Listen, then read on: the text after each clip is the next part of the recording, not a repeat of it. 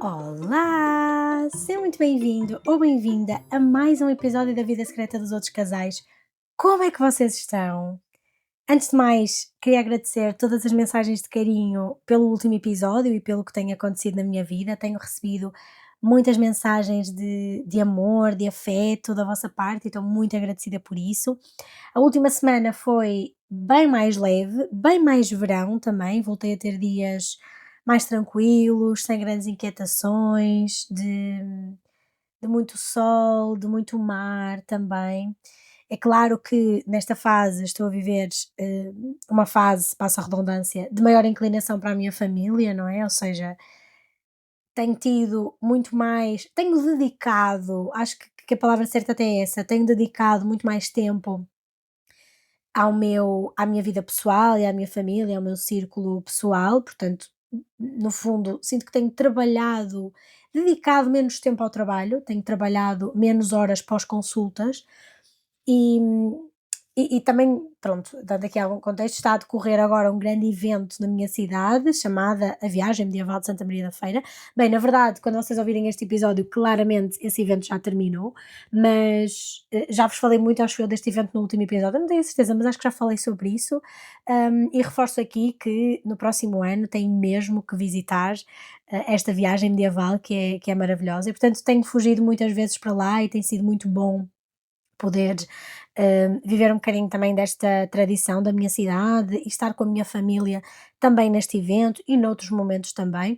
Portanto, tem sido assim uma fase da minha vida, não só por ser agosto, mas também pelo falecimento da minha avó, muito mais focada na família, pronto, muito mais voltada para a vida pessoal pós-trabalho. Entretanto, tive também, algumas reflexões a acontecer em consulta que me fizeram, pensar que há coisas que eu gostava de trazer para o podcast e é isso que quero fazer hoje. Tenho também posto muito a leitura em dia e os livros que tenho lido não têm sido livros técnicos, tenho lido livros de ficção, mas ainda assim a história das personagens, as coisas que lhes vão acontecendo, tem-me feito pensar muito num tema que vos queria trazer hoje, que não é uma inquietação de um ouvinte ou de uma ouvinte, mas que é uma, uma coisa que está presente em praticamente todas as dinâmicas, não só as dinâmicas que correm mal, mas também nas que correm bem, que é a inteligência emocional. Mais concretamente, a importância da inteligência emocional numa relação. E queria começar por vos falar sobre o que é a inteligência emocional e porque é que a inteligência emocional é tão importante nas relações. Quando nós falamos em inteligência emocional, parece que estamos a falar de uma coisa muito complexa, um bicho-papão muito profundo, uma coisa que na verdade muitas pessoas não têm noção daquilo que realmente é, nem da importância que tem. Eu tenho pensado muito nos últimos tempos, como vos estava a dizer, não só porque tenho lido livros que me têm despertado esta reflexão, mas também porque tem surgido em consulta esta temática. Não sei se uma coisa se relaciona com a outra, mas provavelmente se relaciona, não é? Se estou mais atenta a uma determinada coisa, trago mais vezes isso para a consulta, ou vice-versa, não é? Se fala mais em consulta, também reflito mais noutros momentos da minha vida e tenho pensado muito nos últimos tempos sobre esta inteligência emocional que nós podemos descrever como a capacidade de reconhecer emoções e também de perceber as emoções dos outros. Ou seja, quando nós falamos em inteligência emocional, nós não estamos a falar de ser fofinho ou ser controladinho na forma como vivemos as emoções, estamos a falar de uma coisa muito mais concreta. É como se fosse a capacidade de nós reconhecermos emoções, compreendermos emoções e gerirmos as nossas próprias emoções e, obviamente, também percebermos, interpretarmos e respondermos às emoções dos outros. E numa relação, isto traduz-se numa coisa muito simples, mas muito difícil ao mesmo tempo, que é nós sabermos o que sentimos, saber porque o sentimos e saber o que fazer com isso. Obviamente, sem despejar toda essa carga emocional, todas essas emoções em cima da outra pessoa. E deixem-me dizer-vos que casais com inteligência emocional têm tendência para conflituar menos, portanto, têm menos conflitos destrutivos ou conflitos infundados e gerem melhor quando têm de facto conflitos. Ou seja, não é que não discutam, só discutem melhor. E é interessante pensar que a inteligência emocional é descrita por vários estudos como um conjunto de habilidades e não uma característica física. Ou seja, quando nós falamos em ter ou não ter inteligência emocional, casais com menos ou mais inteligência emocional, não é sobre ter ou não ter, é sobre algo que se treina, que se trabalha, é uma coisa que nós vamos aprendendo e treinando como se fosse um músculo que treinamos no ginásio. Na verdade, isto até me faz lembrar este músculo do erotismo. Eu falo muitas vezes que a mente erótica é um músculo que nós podemos ir trabalhando e falo muito sobre isto no contexto de, por exemplo, da diminuição do desejo ou outras problemáticas que possam surgir na sexualidade de um casal, e a inteligência emocional parece-me vir do mesmo lugar, obviamente não em termos neurológicos, mas do mesmo lugar de reflexão, que é uma capacidade que nós podemos treinar ao longo da nossa vida e que se vai tornando mais forte, tal como um músculo que nós treinamos no ginásio.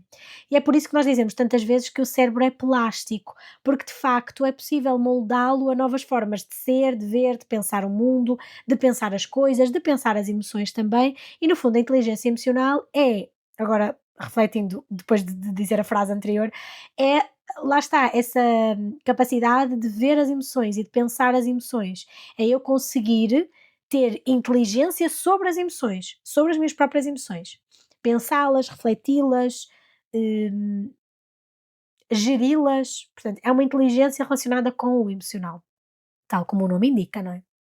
E já se verificou, vários estudos também, que casais com maior inteligência emocional resolvem os conflitos muito mais rapidamente e de forma muito menos destrutiva do que casais com menor inteligência emocional, e que esta capacidade de gerir emoções está diretamente ligada à satisfação conjugal a longo prazo, que na prática significa que a inteligência emocional é como se fosse um amortecedor na relação, é como se fosse uma almofadinha de proteção que muitos casais têm, mais do que outros, porque trabalharam melhor este músculo, porque foram aprendendo e treinando esta inteligência emocional mais do que outras pessoas. E, portanto, quando algum conflito surge, quando alguma dificuldade, problema, independentemente do que seja, surge numa relação, a inteligência emocional funciona como uma proteção. Há maior satisfação conjugal a longo prazo em casais que têm uma maior capacidade de gerir emoções, de comunicar emoções, reconhecer emoções e, em conjunto, pensar sobre as próprias emoções. Quando alguma coisa corre mal numa relação, a inteligência emocional ajuda-nos a não entrar logo, que isto é uma coisa que acontece muitas vezes, a não entrar logo neste modo ataque ou defesa. No fundo, ajuda-nos a não ativar tanto as nossas crenças, que também já falamos muito neste podcast, a não ativar tanto as nossas projeções e seguranças, as experiências passadas que possam ter sido traumáticas ou difíceis de gerir, e portanto ajuda-nos esta inteligência emocional a ter consciência destas coisas, porque as reconhecemos e percebemos como mecanismos nossos e fazermos diferente. Eu digo muitas vezes isto em consulta, não é só sobre mudar a ação, é sobre conhecer, reconhecer e identificar para podermos então mudar a ação, muitas vezes até de uma forma inconsciente. É quando nós reconhecemos, é quando nós temos inteligência emocional. E isto é uma reflexão que eu tenho feito muito. É muito mais sobre pensar sobre a emoção do que querer logo fazer diferente. É sobre o sentir, não é tanto sobre o agir, porque o agir vai mudar consoante aquilo que aconteça no sentir. Isto faz sentido sequer. A minha emoção vai fazer-me agir e eu preciso de pensar sobre essa emoção, de reconhecer essa emoção, de estar mais em contacto com ela para poder mudar padrões, ou seja, identificar os padrões, como já falamos no episódio dos padrões também, para os poder mudar. Ou seja, é importante pensar que numa relação os problemas não são só o que acontece, são muito mais sobre como reagimos ao que acontece. Existem 2 casais que podem ter exatamente a mesma discussão, mas o desfecho vai ser completamente diferente se houver inteligência emocional envolvida. Se um casal tiver mais destreza na forma como comunica as dificuldades e como percepciona as emoções, não só as suas, mas as do outro também. E isto é válido para tudo, é válido para gerir frustrações, falar sobre sexo, falar sobre dinheiro, lidar com as famílias, lidar com ciúmes, com a sogra, como já falamos também. Portanto, isto é válido para tudo aquilo que compõe as dificuldades e os desafios de um casal. O que me leva à ideia de que existe uma diferença muito clara entre reagir e responder. E eu queria também trazer-vos esta distinção. Reagir é automático. Eu fico magoada com alguma coisa e atiro logo uma reação à outra pessoa. E pode ser uma coisa que muitas vezes isto acontece, né? Uma coisa que eu sei que vai magoar o outro de volta. É automático, é uma reação de proteção, de defesa-ataque, no fundo, e é como se fosse uma farpa que eu atiro. Portanto, eu reajo de forma automática. Já responder é emocionalmente inteligente. Eu percebo que estou magoada e eu escolho como eu vou falar sobre isso e como comunicar o que me magoou. E isto é algo que, eu posso dar-vos este exemplo pessoal, é algo que se trabalha de forma muito profunda e que também traz mudanças muito profundas numa relação. O meu namorado não é psicólogo, é engenheiro, e é interessante pensar como discutir com ele ao longo dos anos se tornou cada vez mais fácil e cada vez mais leve, quanto mais, não só ele, mas também eu, fomos desenvolvendo a nossa inteligência emocional. É claro que na minha profissão eu tenho uma propensão maior para a inteligência emocional e para pensar sobre as emoções, porque estudei 5 anos mais um sobre elas, mas é interessante pensar que com a passagem do tempo e com o contacto com estes temas, que ele vai tendo cada vez mais através de mim, não é? E das coisas que eu vou falando com ele, as nossas discussões mudaram imenso para melhor. Ou seja, nós não discutimos menos, mas discutimos melhor, não é? Porque cada casal, todos os casais discutem, não é? Portanto, é muito interessante pensar que isto não é instinto, é prática. E muitas vezes o maior desafio da inteligência emocional está em dar tempo à nossa mente e à nossa vivência também para desenvolver esta skill. Que é uma coisa que demora tempo, que é preciso paciência, é preciso muita reflexão também, refletir sobre estas coisas, refletir sobre emoções, refletir sobre padrões, refletir sobre as nossas próprias crenças, refletir sobre tudo isso. E também dar tempo na própria discussão, pausar, parar para ouvir, parar para sentir, parar para decidir o que é que vamos dizer a seguir, o que é que vamos responder e não reagir. Faz sentido isto? Mas uma das razões pelas quais eu quis trazer também este tema é que socialmente, e este é um ponto muito importante, e na verdade, quando vos estava a dizer há pouco que andava a refletir muito sobre este tema, na verdade andava a refletir muito sobre este ponto em específico que vos quero falar a seguir, que é sobre esta ideia de que as mulheres foram educadas para prestar mais atenção às emoções, não só às suas, ou até se calhar nem tanto às suas, mas principalmente às emoções dos outros e em especial às dos homens. E há aqui uma ironia, que é as mulheres, como já falamos, por questões culturais e de socialização, aprenderam desde cedo a prestar mais atenção a estas emoções, né? Às dos outros e às suas. Obviamente não é magia, não é instinto feminino, foi treino, é socialização. E na verdade até foi provavelmente durante muitos anos punição. Esta ideia de então não vês que o teu pai está triste, então não vês que a tua mãe está triste, não reparas que o teu marido tem fome, está cansado, não reparas que não sei quem precisa da tua ajuda. Portanto, esta até muitas vezes em forma de punição e de culpabilização. Como é que tu não estás a ver a emoção do outro? Como é que tu não estás a interpretar e reconhecer a emoção do outro para poderes fazer alguma coisa enquanto é isso? Mas a ironia é que o que nos dizem os estudos é que nós, desde pequenas, fomos incentivadas a falar sobre sentimentos, ou seja, a falar sobre aquilo que sentimos, enquanto que os rapazes estão mais direcionados, são socializados muito mais para a ação, para agir, para o impulso. E isto ensinou-nos, a nós mulheres, mais vocabulário emocional e mais capacidade de leitura não verbal. E isto, eu estou a dizer isto é com base nos estudos. O que nos dizem os estudos é que, socialmente, as mulheres pela educação que tiveram, desenvolveram mais vocabulário emocional, mais capacidade de leitura não verbal e mais facilidade em identificar o que o outro está a sentir. E, portanto, nós sentimos uma pressão extra para satisfazer a necessidade emocional do outro. Portanto, se o outro não está feliz connosco, nós sentimos que ele poderá ir embora, portanto, nós somos responsáveis pela felicidade do outro. Se ele não está feliz, ele vai embora, se ele não está feliz, ele vai procurar alguém que lhe dê aquilo que ele precisa, e ao mesmo tempo também estamos muito mais atentas às pessoas à nossa volta e a possíveis ameaças à relação. O que nos leva muitas vezes a extrapolar muito mais do que se calhar outras pessoas que não foram socializadas desta forma, no que diz respeito à interpretação das emoções. Ou seja, esta é a ironia e o paradoxo que vos queria trazer.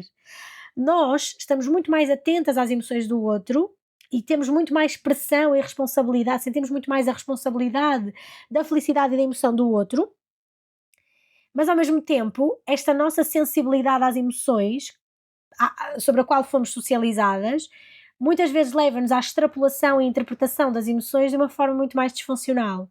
É muito mais comum nós ouvirmos uma mulher dizer: eu acho que a pessoa X, eu acho que a Maria Amélia se sente muito triste porque o marido fez aquilo naquele jantar. Muito mais propenso ouvirmos isto de uma mulher do que de um homem, e isto é socialmente aprendido, mesmo não sendo verdade. Fazemos mais interpretações, fazemos mais extrapolações, estamos muito mais atentas à emoção e ao sentimento e, portanto, fazemos mais destas interpretações. E isto, e agora abrindo aqui um parênteses, não é necessariamente inteligência emocional. Isto que eu estou a descrever é só esta capacidade, lá está, como falávamos há pouco, para termos mais vocabulário emocional e mais capacidade de leitura não verbal, se calhar até demais, e mais facilidade em identificar o que o outro está a sentir. Não significa que nós sejamos inteligentes a fazê-lo, porque inteligência emocional é também saber, ou seja, saber conhecer, identificar e reconhecer a emoção no outro, mas de uma forma muito empática e também sabendo que existem várias expressões emocionais dentro da mesma emoção, ou até várias emoções dentro da mesma expressão emocional. Não sei se estou a ser confusa, mas isso, ou seja, o que estou a falar aqui de uma forma mais abrangente é sobre esta socialização. E o que é que acontece quando as mulheres fazem isto? Ou o que é que acontece quando nós observamos um grupo de pessoas a fazer isto de uma forma muito mais intensa e muito mais hábil do que outro grupo de pessoas? Aquilo que deveria ser reconhecido como uma competência emocional bastante valiosa e útil é usado contra nós. Muitas vezes esta sensibilidade à emoção e à interpretação das emoções dos outros e como falávamos há pouco, à capacidade de leitura não verbal, saber o que o não verbal do outro está a comunicar, é lido como: és neurótica, és instável, estás a exagerar, és tão dramática, estás sempre a inventar problemas. Ou seja, esta capacidade de detectar sinais emocionais mais cedo do que os outros ou de perceber quando algo está errado melhor do que os outros, é interpretada como problemático e instável. E isto tem raízes antigas. A medicina chegou a criar, muito lá atrás na história, o termo histeria, que certamente vocês já ouviram e conhecem, e que nós usamos até hoje, ainda que por razões diferentes, mas este termo era usado para rotular mulheres que expressavam emoções de forma muito intensa ou que queriam vivenciar alguma emoção de uma forma muito intensa. E na verdade, esta histeria até era tratada com a estimulação do clitóris em consultório até a mulher atingir o orgasmo. Foi assim que surgiu o primeiro vibrador, malta, que era na altura à manivela. E isto surgia porque se acreditava que com a estimulação do clitóris a mulher ficava muito mais calma, muito mais tranquila, que era uma forma, na verdade, de regulação emocional, que acontece até hoje, né? O orgasmo traz um período de relaxamento muito grande, e mesmo hormonalmente. E portanto, hoje nós já não usamos esta palavra, fechando parênteses, né? Nós hoje já não usamos esta palavra neste contexto, mas a lógica continua lá, que é desacreditar ou minimizar aquilo que uma mulher sente e que é uma forma de silenciamento, porque somos lidas como histéricas, neuróticas, na verdade só por termos desenvolvido esta capacidade, que foi um treino, lembrando o que dissemos ao início, não é? Que foi um treino que fizemos por termos sido socializadas desta forma e porque sentimos mais as emoções, porque estamos mais, na verdade, livres para sentir. E acho que isto também é uma questão de liberdade. Ou seja, virando um bocadinho, porque, ou seja, com o meu discurso até pode estar a parecer que eu estou a culpabilizar os homens por não sentirem, mas a verdade é que isto não há culpas, não há lados nesta história. Os homens são muito, falando de uma forma geral, os homens cis são muito prejudicados com esta narrativa de que não podem sentir emoções, não estão livres para sentir. mas lá chegaremos, lá chegaremos. O mais perverso deste estigma é que, muitas vezes, nós mulheres chegamos a duvidar de nós próprios e pensamos que se calhar nós é que somos demasiado sensíveis, se calhar nós estamos a ver coisas onde não existem, se calhar, e depois isto acontece também, mulheres que estão menos em contacto com as suas emoções ou que fazem para estar através do evitamento, do distanciamento, da frieza emocional, acreditam que eu não sou como as outras, eu de alguma forma sou melhor, porque eu não sou tão dramática, não sinto tanto, não sou tão intensa como se costuma falar e dizer. E na verdade, eu gostava de ressignificar isto, e se este episódio servir para alguma coisa que sirva para isto, que a inteligência emocional e o contacto com as emoções são uma ferramenta positiva em qualquer situação da nossa vida e principalmente nas nossas relações. Esconder essa emoção para não sermos rotuladas desta forma e igualar a postura dos homens não é positivo para as nossas relações, nem para nós enquanto pessoas. Esta frieza, o distanciamento, o evitamento emocional não é de todo o caminho que faz sentido para uma relação saudável. E obviamente estamos sempre a generalizar. Quando falamos de mulheres e homens, estamos sempre a generalizar. E obviamente estamos a falar de mulheres e homens cis, tá bem? Que são mulheres e homens que foram socializados dessa forma desde sempre, ok? Estamos a falar, no fundo, dos papéis sociais a que fomos obrigados enquanto mulheres cis e homens cis. Mas queria trazer-vos também, como falávamos há pouco desta questão dos homens, que existe também, por outro lado, esta socialização dos homens para o esconder das emoções. Enquanto as mulheres são incentivadas a falar de sentimentos, os homens cresceram a ouvir frases como faz-te homem, não chores, não sejas maricas, porque é que te estás a sentir assim? E o resultado de tudo isto é mesmo importante também, é que muitos homens chegam à idade adulta sem ter desenvolvido as mesmas ferramentas emocionais que muitas mulheres. Não porque não sejam capazes de as desenvolver, mas porque nunca lhes foi dado espaço para isso. E há um estudo da APA, da American Psychology Association, que mostra que os homens têm menos relações de amizade onde partilham vulnerabilidades. Não é que não tenham menos, que tenham menos relações de amizade, os homens se calhar até têm mais relações de amizade, não sei, mas não são relações onde se partilham vulnerabilidades, são relações mais superficiais e focadas em interesses comuns. Por exemplo, focadas em futebol, carros, saídas à noite e muito menos no apoio, no suporte e na disponibilidade emocional. E malta, estamos sempre a generalizar, ok? Estamos a falar no geral. Portanto, partilha-se mais sobre interesses nessas amizades que sejam comuns, música, cinema, desportos, do que sobre aquilo que é emocional. E em média, aquilo que nos dizem os estudos também, é que quando os homens partilham problemas pessoais, quando os homens precisam de se vulnerabilizar, é muito mais provável que eles o façam com uma mulher, seja essa mulher a mãe, a irmã, uma amiga ou até a sua parceira, do que com um amigo. E por isso é que este é um ponto importante, porque os homens não têm espaço emocional com amigos para falar das suas vulnerabilidades, dos seus problemas, das suas emoções e até da sua relação romântica, quando essa relação precisa de ser, quando há um problema que precisam, sobre o qual precisam de desabafar. E portanto, a relação romântica torna-se um lugar seguro para poderem desabafar, mas não é lugar seguro para poder desabafar sobre si própria. O que na prática cria 2 problemas. Primeiro, há uma sobrecarga emocional para a parceira, porque ninguém consegue sustentar sozinho o peso emocional, o seu próprio peso emocional, mais o peso emocional de outra pessoa. E segundo, há uma dependência emocional do homem, no caso, que fica sem rede de apoio fora da relação e que se torna muito mais vulnerável quando a relação entra em crise. E isto que eu estou a dizer não é sobre os homens têm que chorar mais, é sobre nós termos a possibilidade de construir amizades, nós precisarmos até precisarmos de construir amizades onde possamos falar sobre medo, tristeza, frustração, sobre amor também, sem medo de sermos ridicularizados. É muito importante nós também termos relações onde podemos falar sobre amor, onde podemos falar sobre coisas. O amor dói às vezes, o amor faz sofrer e podemos falar sobre isto.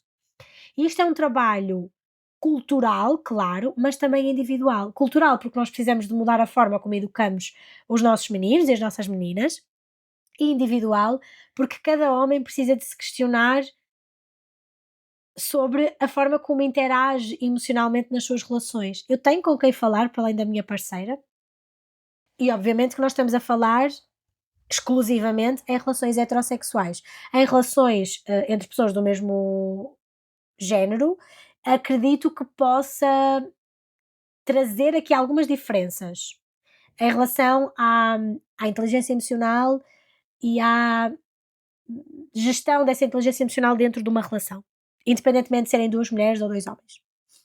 Acredito que trará algumas diferenças, mas de uma forma geral, falando mais especificamente nos casais heterossexuais, existe muito estas diferenças que podem ser um desafio no casal.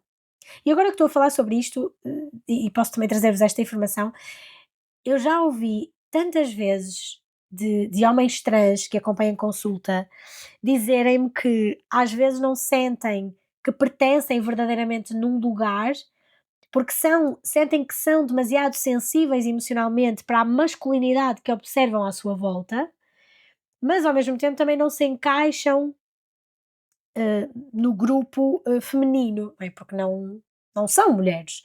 E portanto, e isto é uma coisa que eu desconstruo muito na consulta, que é que bom que te sentes demasiado sensível para a masculinidade que observas à tua volta. Bora usar isso como uma força. Bora socializar os homens à tua volta que tiveram uma socialização diferente da tua, porque foram socializados em papéis de género completamente diferentes dos teus. Bora ensiná-los que na masculinidade também cabe a sensibilidade e a emoção.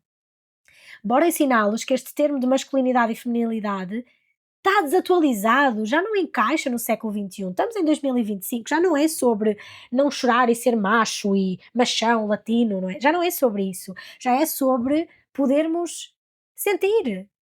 Bora usar esta nossa identidade, o facto de sermos homens trans e que viveram experiências muito diferentes dos homens cis ao longo da sua vida, como uma força. É incrível isso. Isto é uma coisa que desconstruo muito em consulta e que surge muitas vezes. Agora, voltando ao nosso tema principal, será que a falta de inteligência emocional cria conflito?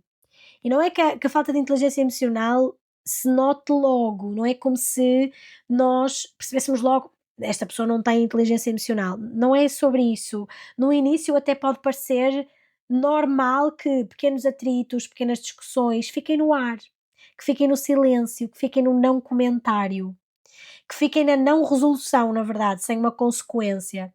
Mas com o tempo, essa falta de conhecimento, reconhecimento, identificação e gestão das emoções vai começar a repetir-se em padrão. E o ciclo vai acontecer mais ou menos desta forma. Acontece alguma coisa, pode ser, sei lá, uma frase mal interpretada, uma atitude que magoou alguém, enfim. Nós reagimos de forma automática, portanto, vamos atirar uma farpa qualquer, levantar a voz, ou então vamos ficar em silêncio, sem resolver, sem identificar aquilo que a situação nos fez sentir e comunicar ao outro, portanto, não vamos fazer algo quanto à emoção, não se identifica a emoção real e, portanto, vai ficar, não se diz senti-me inseguro, fiquei triste, não, normalmente diz-se és sempre assim, não vale a pena falar contigo, não quero falar mais sobre isto. O conflito fica sem resolução, portanto, a conversa morre, a emoção fica guardada, portanto, não é trazida para cima da mesa.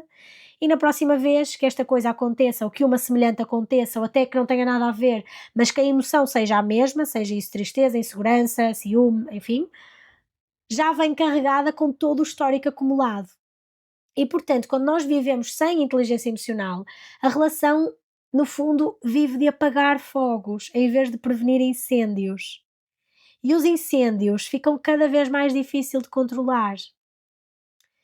E na verdade, aquilo que vos quero trazer com isto é que este ciclo vai criando distanciamento. As discussões tornam-se sobre ganhar e não sobre compreender. E quando isso acontece, o casal deixa de ser uma equipa e passam a ser adversários. Nós estamos a tentar ganhar a discussão e não o jogo. E nós queremos é ganhar o jogo, não é? Queremos ganhar o jogo em equipa, não queremos ganhar ao outro, porque isso implica a relação perder. E muitas vezes o que acontece é que os casais não se separam por um grande problema. Os casais separam-se pelo desgaste acumulado destas pequenas coisas mal resolvidas, e nós já vimos isto acontecer vezes e vezes sem conta nas relações à nossa volta, certamente. Então, como é que nós podemos desenvolver inteligência emocional? Nós podemos desenvolvê-la individualmente ou em casal. Como já falamos, não é algo que nasce connosco e fica igual para sempre, é um músculo que nós podemos trabalhar, quanto mais se treina, mais forte fica, e nós podemos fazer este treino tanto sozinhos como em casais.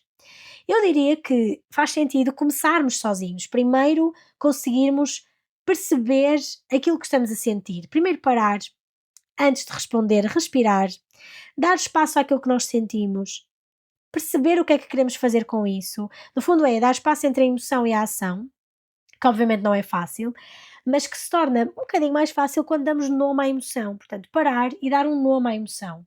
Em vez de dizer já me estou a passar contigo, podemos dizer eu estou a sentir-me muito irritada, eu estou a sentir muita raiva neste momento. Isto já muda alguma coisa. Portanto, nomear muda a forma como a informação é recebida pelo outro e muda a forma como vais comunicar a seguir também. E isto já é o primeiro passo da inteligência emocional. Identifica a tua emoção, o que é que eu estou realmente a sentir. E depois perceber porque é que eu estou a sentir. Primeiro o quê e depois porquê. Porquê é que eu estou a sentir isto? O que é que realmente me irritou nesta situação? Foi realmente porque a pessoa se atrasou? Foi porque a louça não está lavada? Foi pelo comentário que ela fez? Ou foi porque eu não estou a sentir que sou uma prioridade? Porque eu não estou a sentir que a pessoa se preocupa? Porque eu não estou a sentir que a pessoa tem consideração por mim? Isto é muito diferente, muda logo tudo. Perceber qual é que é o meu gatilho. Não é porque a pessoa se atrasou, é porque eu senti que não foi uma prioridade. E depois aceitar que existem emoções, coisa que os homens fazem menos.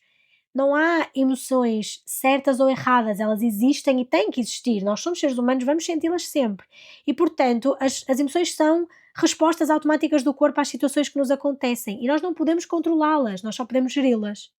E portanto, aceitar a emoção é meio caminho andado para conseguirmos geri-la de uma forma mais tranquila. Não há nada de errado em sentir, o que precisa de mudar é o agir, é o não reagir e sim responder. O erro está em como nós descarregamos a emoção. Portanto, individualmente, é nós, primeiro, pararmos, nomearmos, é o quê, nomear o que é que eu estou a sentir, depois porquê é que eu estou a sentir, e depois aceitar, ok, eu estou a sentir isto, está tudo bem, estás a sentir isto, o que é que eu vou fazer a seguir? Aceitar.